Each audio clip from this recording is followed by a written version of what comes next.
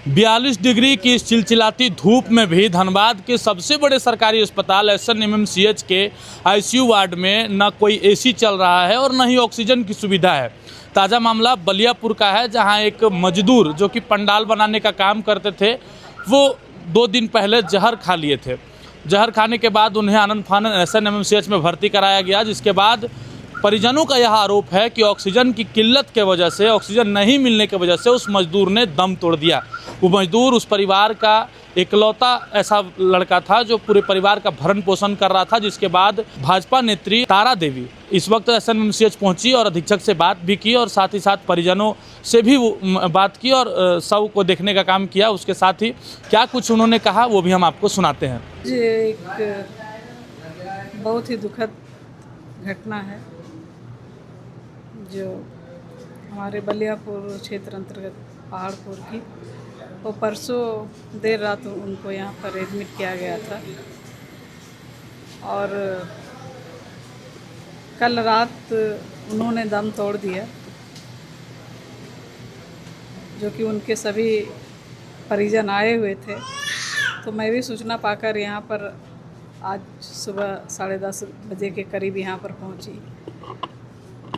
तो सूचना के मुताबिक परिजनों का कहना था कि रात भर जो पेशेंट रहे और जब से आए तब ऑक्सीजन की सुविधा नहीं थी, उनको ऑक्सीजन नहीं दिया गया। और मैंने 1-2 वार्ड में भी, जो कि अभी पॉइजन वार्ड है बगल में ही, वहाँ भी गया तो वहाँ भी बहुत सारे पेशेंट जो ऑक्सीजन के अभाव में छटपटा रहे हैं। तो समय पर पेशेंट को ऑक्सीजन दिया जाए। ऐसे तो स्वास्थ्य मंत्री जी जो है झारखंड के, वो बड़े बड़े इमारत बना रहे हैं, लेकिन उसमें जो पेशेंट यहाँ आते हैं PMCH में, ना डॉक्टर उपलब्ध रहते हैं, ना समय पर उनको दवाइयाँ दिया जाता है और ना ही मतलब कि नर्स रहती है, बाहर भेजा जाता है कि यहाँ वो दवाई नहीं है, बाहर से लाइए। और इसी कारण बहुत सारे मौतें होती है, बहुत सारे घर परिवार एकदम उजड़ जाते हैं। और आए दिन रोज़ न्यूज़ में आता है कि कहीं कहीं तो ले जाते मतलब कि रास्ते में ही दम तोड़ दिया जाता है।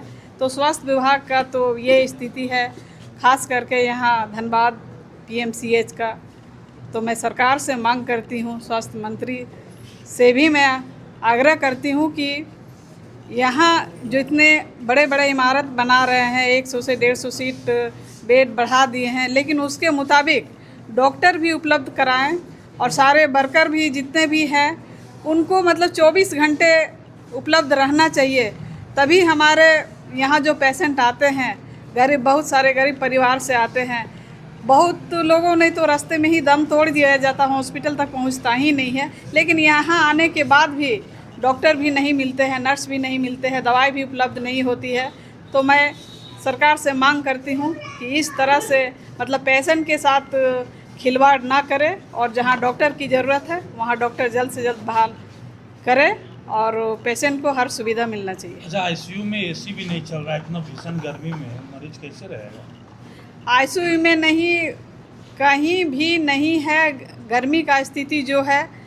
और जितने भी उन लोग का जो अपना ऑफिस है, ऑफिस में AC और पंखा सारी चीज़ मौजूद है, लेकिन जहाँ पेशेंट है, पेशेंट तो इस चिलचिलाती धूप में भी पसीना पसीना हो रहे हैं और पेशेंट का बद से बदतर हाल है। क्या करते थे ये जो जिनका मौत हुआ, वो कहाँ के थे? कुछ तबीयत खराब था, इलाज करने आए थे, क्या हुआ था?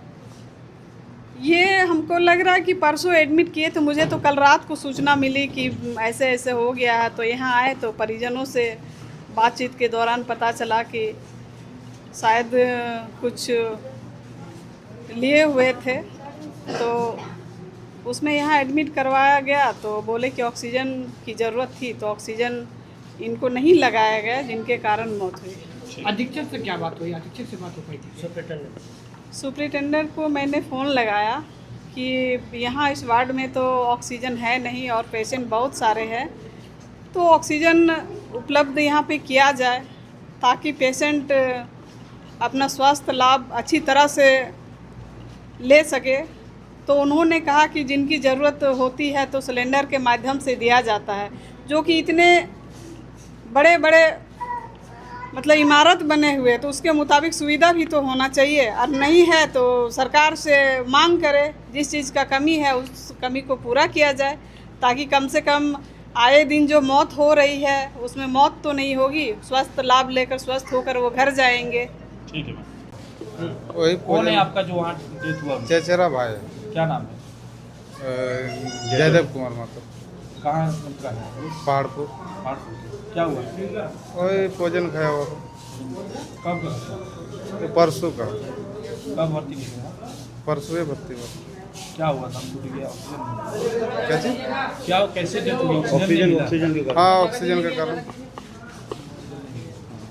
आप लोग क्या मांग कर रहे हैं? मांग अब देखिए, बड़ा सबका जो डिसाइड होगा वही थी होगा, हमारा मांग करने से क्या तो नहीं। करते थे वो? वही पंडाल उंडाल में काम करते थे। कितना उम्र हो? वही 20-21। तो जिस तरह से भाजपा नेत्री तारा देवी और साथ ही उस मृतक के परिजन ने यह आरोप लगाया है कि 22 वर्षीय जयदेव महतो, जो कि बलियापुर पहाड़पुर के निवासी है, उनकी मौत ऑक्सीजन के कमी की वजह से और लचर व्यवस्था की वजह से हो गई है। उसके साथ ही तारा देवी ने कहा कि एक तरफ तो राज्य के स्वास्थ्य मंत्री इरफान अंसारी बड़े बड़े दावे करते हैं, लेकिन धरातल पर वो सारे दावे फैल नजर आते हैं। अगर उन दावों में जरा भी हकीकत होती तो आज उस मजदूर की जान नहीं जाती। साथ ही एसएनएमसीएच धनबाद की जो स्थिति है उस पर उन्होंने गंभीर सवाल खड़ा किया। अब देखना यह है कि एसएनएमसीएच की जो हालत है वो कब तक सुधरती है, स्वास्थ्य मंत्री कब तक जो है पूरे व्यवस्था को सुधार करते हैं। लेकिन हम लोग आपको अपडेट इसी तरह से देते रहेंगे। तमाम अपडेट्स के लिए देखते रहे मिरर मीडिया। सहयोगी नितेश के साथ प्रभात पांडे।